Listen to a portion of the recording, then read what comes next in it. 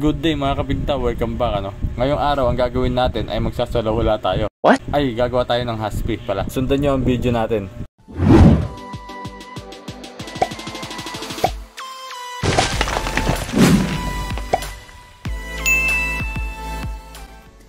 So bali matapos tayo makapagpahid ng ating stain, sisimulan na natin itong salahulain. 2 beses na yan! Ay haspihan gamit yung ating basahan. Ang gamit natin dito mga oil tinting color ay QDE, burnt amber, lamp black at Hansa yellow.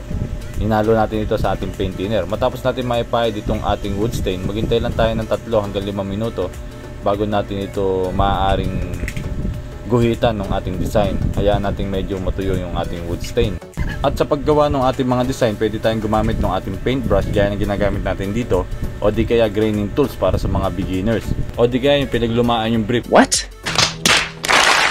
Ay, mga basahan pala. At matapos natin yung maiporma, guguhitan na natin yan ng ating design. Kung maalam na kayo sa mga ganitong trabaho, pwede nyong gayahin yung video natin ito. Kung di naman ay pwede kayo magsimula sa mga straight line o yung mga diretsong guhit lang para hindi kayo mahirapan sa paggawa ng ating design. Simplihan nyo lang muna sa una.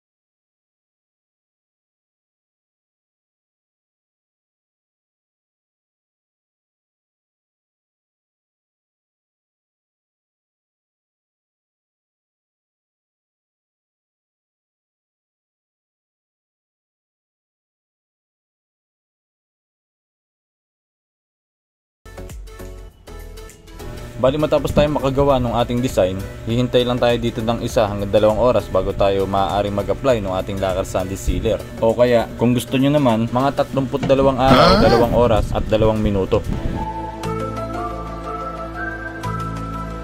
Hindi, joke lang mga kapinta. 1 hanggang 2 oras pwede na, depende sa init ng panahon. At kung nakukulangan naman kayo sa kulay, pwede natin itong dagdagan ng kulay gamit yung ating mga oil tinting color. Ihahalo natin ito sa ating lacquer sanding sealer o di kaya yung ating penetrating wood stain.